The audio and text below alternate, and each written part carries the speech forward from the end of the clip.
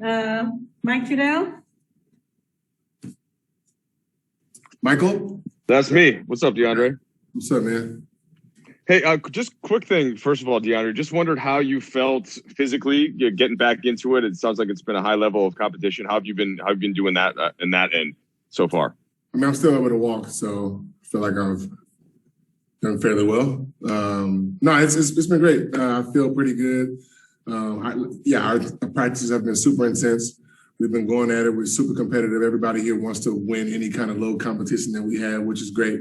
But even within the competition, we're still being able to learn stuff and still have productive practices. For sure. Hey, DeAndre, how often during these scrimmages, when you guys have been out there, how often have you been playing with AD and how often have you been playing with other units, and just wondered what the basis is there? I think Coach has done a great job of mixing it up, having us be able to gel with each other equally as much as possible. I played a lot with AD. I played a lot with Braun, Russ, Taylor, Wayne. So just trying to Bays. So just being able to get different looks and feels for each other on where guys want screens, where guys, have better tendencies on defense and things like that. But I think we're using these past couple of days to, just be able to have intense practices, learn the schemes that we have for this team, and also be able to just learn each other a little bit better. Okay. DeAndre, Sunday, tomorrow you guys play the Nets, and it's not going to look like it's going to look like a regular season. A lot of guys are resting, but do you have any inclination of that could be the big matchup at the end of the road, like Lakers, Nets, and have you thought about that potentially considering your history with Brooklyn? I mean, I got love for a lot of those guys over there, but I mean, at the end of the day, in the West, you got to go through Phoenix, and in the East, you got to go through Milwaukee, regardless of what everybody else wants to say. And obviously, both teams have championship aspirations, so I'm not going to say that we don't want to be playing late in June for a title, but it's going to take the 82 games for us to be able to gel and get ready, and I'm sure the same for those guys. But we can't look at tomorrow as a finals prediction. If it happens, it happens. But I think we're just trying to focus on us and us being healthy and us, figuring out a way to be able to be there in June. So. Yeah. When did you realize that was going to be the first game that you were going to play was going to be against those guys? Did you figure that out pretty quickly after you decided to come here, or did you? Well, I knew that when I was still when you were in Brooklyn. But I mean, it's at the end of the day, it's another basketball game. You never know who's going to play, who's not going to play. So you can't go into games like this thinking about anything but us going in there, focusing on what we've been practicing the past week and trying to incorporate it into a game. Hi. DJ, I know you were essential to KD and Kyrie ending up in Brooklyn, and those guys have dealt with so many health issues. Haven't seen a lot of that tandem, and even with James, it's been rare that everyone's been healthy.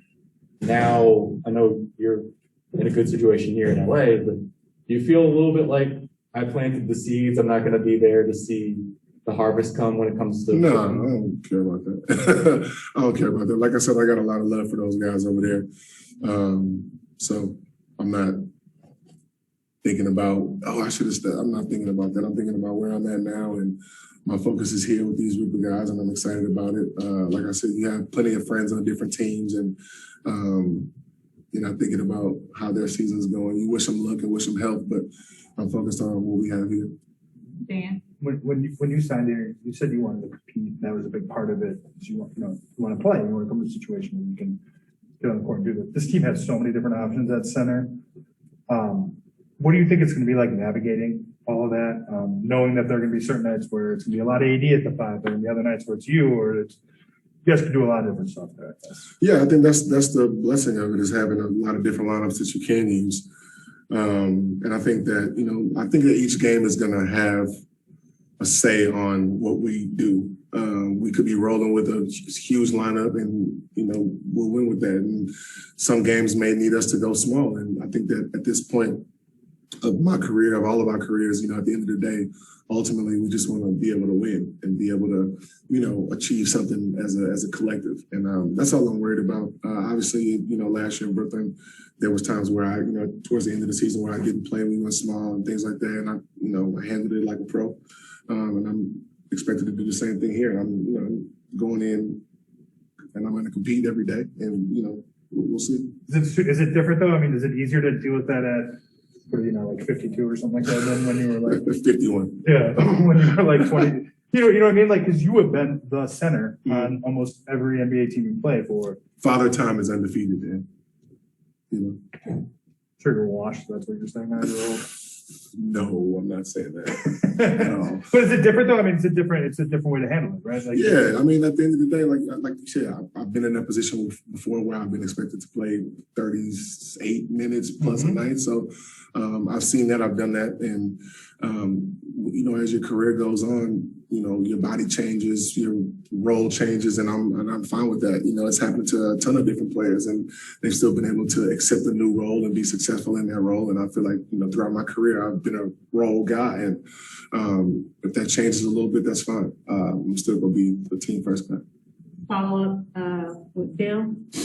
DJ, it wasn't that long ago that you and Dwight were two of the premier centers and dominant forces in the West, and had some pretty memorable matchups. What were those matchups like for you? I mean, were those matchups very physical? And you're with those? Yeah, hell yeah, I enjoy physicality.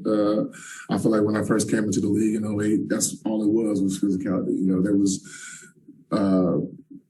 rarely a lot of stretch fives out there because it was a lot of, you know, post turn 5, you know, actions and things like that. But you know, being able to play against Dwight was great. You know, he got the ball a lot in the post, and you know, defensively he was a force. He still is a force down there, being able to block and alter shots, and just being an enforcer on both ends. So being able to go against him in practice every day for multiple days this week has been great for me, and I'm sure him as well. Is it the same? Yeah, I mean, you see him? Like, yeah, hell yeah. Last follow up, Mike Trudeau. Hey, DeAndre, just wondered on offense and defense, what's important for you when you're playing alongside Davis when he's at the 4? When he's at the 4, I'm trying to space as much as possible, help him get some assists. So I like to hover around the baseline 3, corner 3, try to get those up as much as possible.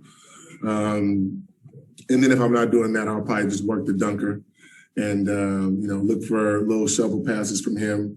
Little lob pass, touch passes, just try to make the defense play honest as much as possible and not clog up the paint, you know, like they do sometimes on him a lot. And, you know, when we do that, then he's able to get into his rhythm. And then when they do double, we'll have shooters being able to knock down those shots. Thanks, DeAndre. Appreciate it. You're welcome, Tanisha.